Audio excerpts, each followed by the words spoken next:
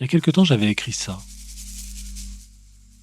Et cette fascination pour la forêt, je sais pas exactement quand ça a commencé.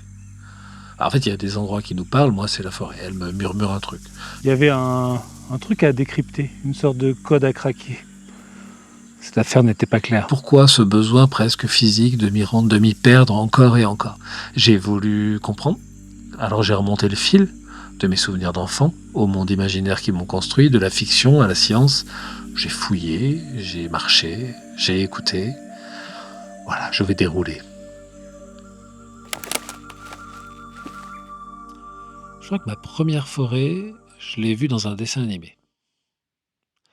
Quand j'étais gamin, la forêt, je l'ai d'abord connue sans feuilles, sans troncs, sans odeur. Elle vivait dans un écran ou dans un livre, mais n'empêche qu'elle restait réelle.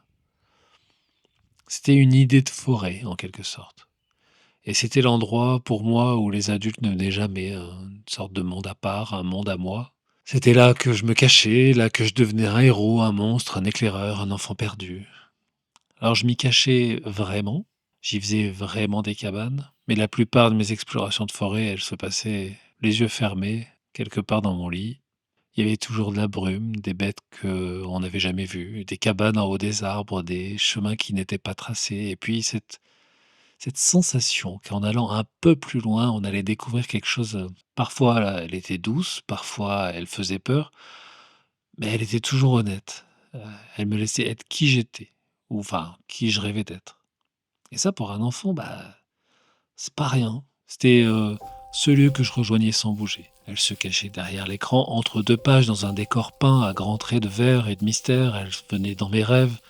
C'était pas simplement un décor, c'était plus un refuge. Un monde où on pouvait disparaître sans disparaître. Où derrière chaque arbre, on pouvait imaginer une cachette, un abri, un secret. Je sentais presque l'odeur de l'humus, la fraîcheur d'un ruisseau, le moelleux d'un lit de mousse.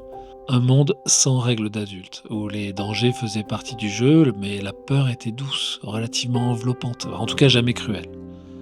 Et là-bas, je pouvais être tout ce que je voulais. Toutes ces œuvres, elles ont semé un truc en moi.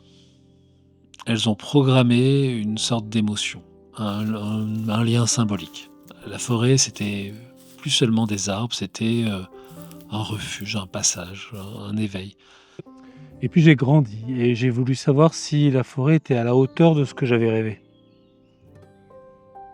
Mais ce que j'ai découvert, c'est qu'elle était encore plus magique.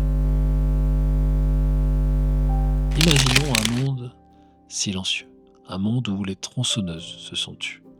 Une clairière nue, des souches, des cicatrices, et puis rien d'autre. Qu'est-ce qui pousse quand on ne plante rien? Qu'est-ce qui se passe quand on laisse faire la forêt? Si on attend, si on lui donne 100 ans, 200 ans, 1000 ans. Alors tout commence avec un vide, ou presque.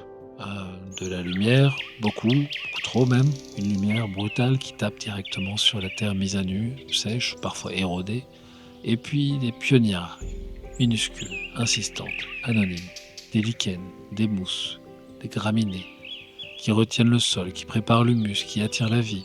Ce sont les premières à s'installer, pas parce Elles sont balèzes, hein. Désolé. Juste qu'elles n'ont pas besoin de grand-chose, quoi. qu'elles ne construisent pas vraiment encore la forêt. Disons qu'elles bâtissent l'idée de la forêt. Puis vient le désordre, un enchevêtrement, un chaos végétal, ronce contre ronce, feuille contre feuille. Tout pousse, tout se bat, tout se pique.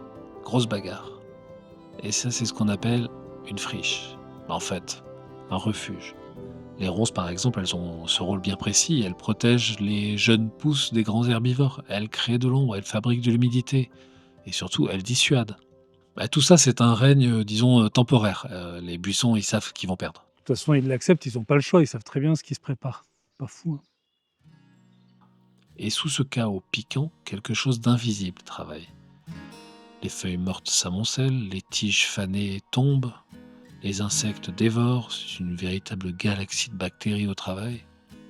Et lentement, patiemment, la matière organique s'accumule. Elle se transforme, elle fermente et elle devient l'humus. Ce tapis brun et vivant, c'est la mémoire de la végétation passée. Chaque brin tombé devient un fil du futur. C'est là, dans ce sol qui s'épaissit, que la forêt gagne de la profondeur, de la richesse, de la densité. L'humus, c'est pas juste un engrais, c'est une sorte de capital biologique, une banque de nutriments. Et c'est le souvenir digéré de la forêt. Et, et puis un jour, il y a une graine qui est plus forte que les autres, et il y a un arbre qui perce ce manteau épineux. Puis un autre, puis 10, puis 100. Le retour des feuillus, les premiers à oser grandir, les premiers à faire un peu d'ombre. Les bouleaux, les saules, les peupliers, les arbres qui sont rapides, qui sont légers, qui sont pressés vite. Eux, ils poussent vite, ils vivent pas longtemps, mais ils transforment tout. C'est ça le secret. Je pense que c'est bien fichu quand même, hein. Sous la surface, une autre histoire se joue. Une histoire sans lumière, sans feuilles, sans bruit.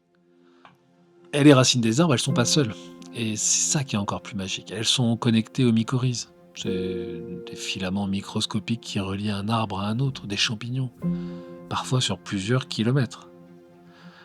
Par ce réseau, les arbres, ils papotent. Ils troquent du sucre, des nutriments, des messages.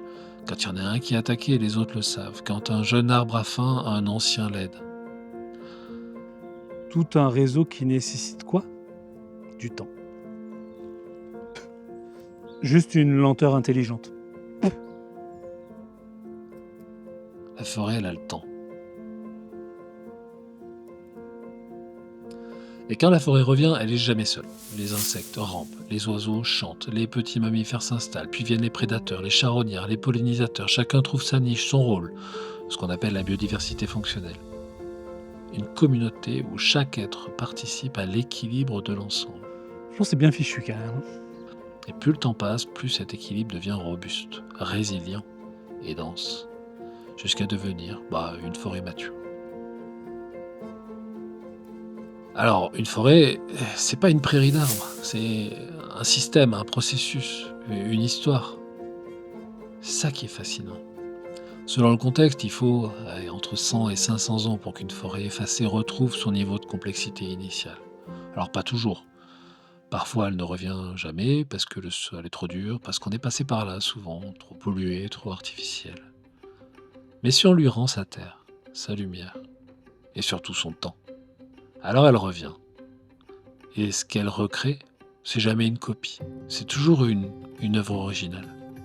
En quelque sorte, le résultat d'un autre récit avec le même alphabet. Je sais, c'est poétique. Je crois. Ma fascination pour la forêt trouverait donc ses racines dans un mélange harmonieux de récits culturels et de réalités scientifiques. Ah bon? Eh ben non, pas uniquement.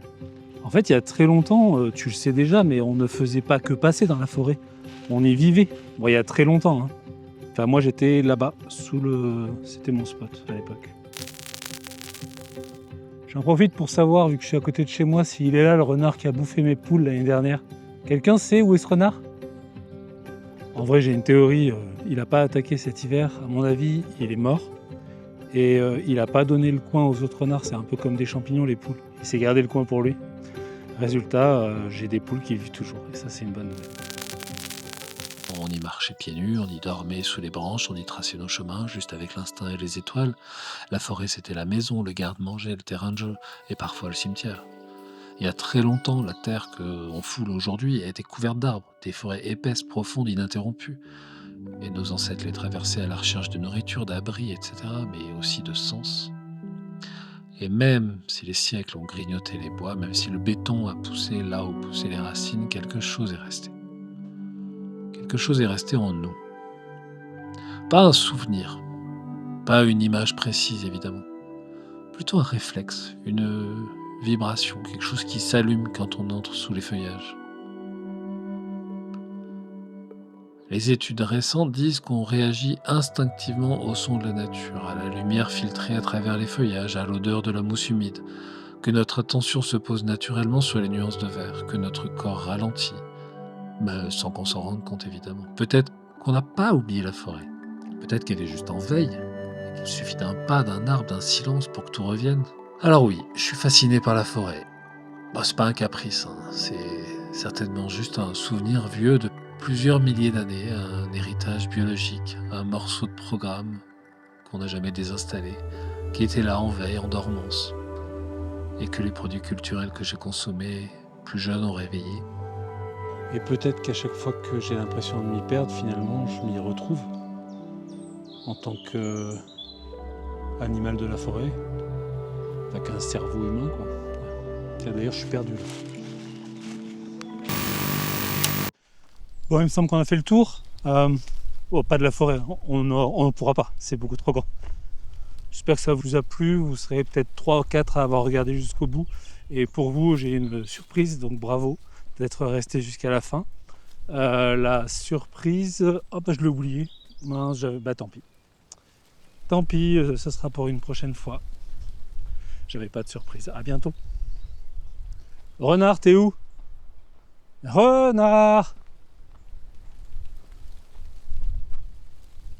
Ah non, c'était pas lui.